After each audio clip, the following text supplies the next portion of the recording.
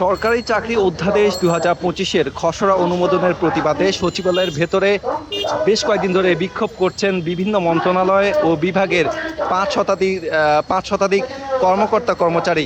দাবি পূরণ না হওয়া পর্যন্ত কিন্তু তারা তাদের এই বিক্ষোভ চালিয়ে যাচ্ছেন এবং গতকাল সোমবার তারা সচিবালয়ের যেই ফটকগুলো রয়েছে সেই ফটকগুলোতে তালা ঝুলিয়ে তারা বিক্ষোভ করেন।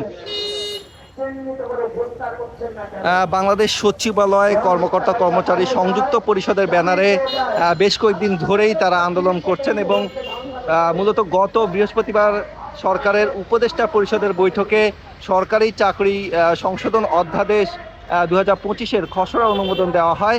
সেই খসড়া অনুমোদনে কর্মচারীরা এই অনুমোদিত খসড়াকে নিবর্তনমূলক ও কালা কানুন আখ্যায়িত করে তা প্রত্যাহারের দাবি জানিয়েছেন এবং প্রত্যাহার না হওয়া পর্যন্ত আন্দোলন চালিয়ে যাওয়ারও কিন্তু তারা ঘোষণা দেন। সচিবালয়ের এই কর্মকর্তা কর্মচারীদের বিক্ষোভকে ঘিরে কিন্তু এই মুহূর্তে আমরা দেখছি যে সচিবালয়ের সামনে যেই ফটকগুলো রয়েছে প্রত্যেকটি ফটকে কিন্তু আইনশৃঙ্খলা রক্ষাকারী বাহিনীর কঠোর অবস্থান আমরা লক্ষ্য করছি এবং পাশাপাশি পুলিশের যেই বিশেষায়িত টিম সোয়াট টিম কিন্তু কাজ করছেন এবং পাশাপাশি পুলিশ সদস্যরা রয়েছেন এপিবিএন সদস্যরা এবং আজকে কিন্তু সচিবালয়ে সকল ধরনের দর্শনার্থী প্রবেশ কিন্তু বন্ধ রয়েছে। শুধুমাত্র সচিবালয়ে যারা কর্মকর্তা কর্মচারী রয়েছেন তারাই কেবল প্রবেশ করতে পারবেন, যার ফলে কিন্তু আমরা এই মুহূর্তে দেখছি যে সচিবালয়ের যেই ফটকগুলো রয়েছে সেই ফটকের সামনে কিন্তু যারা সেবা নিতে আসেন, যারা দর্শনার্থী রয়েছেন তারা কিন্তু এখানে বেশক্ষণ কিন্তু এখানে অবস্থান নিয়েছেন এবং তারা প্রবেশের জন্য এখানে দাঁড়িয়ে আছেন, তেমনটি কিন্তু আমরা লক্ষ্য করছি।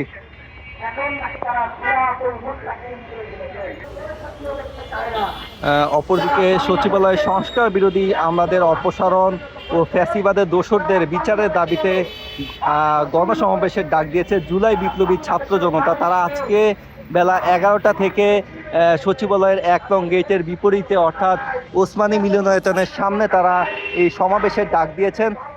গতকাল কিন্তু ডিএমপি কর্তৃক জানানো হয়েছে যে সচিবালয়ের অভ্যন্তর সহ সচিবালয়ের সম্মুখে সব ধরনের সভা সমাবেশ বিক্ষোভ প্রদর্শন কিন্তু নিষেধাজ্ঞা দেওয়া হয়েছে।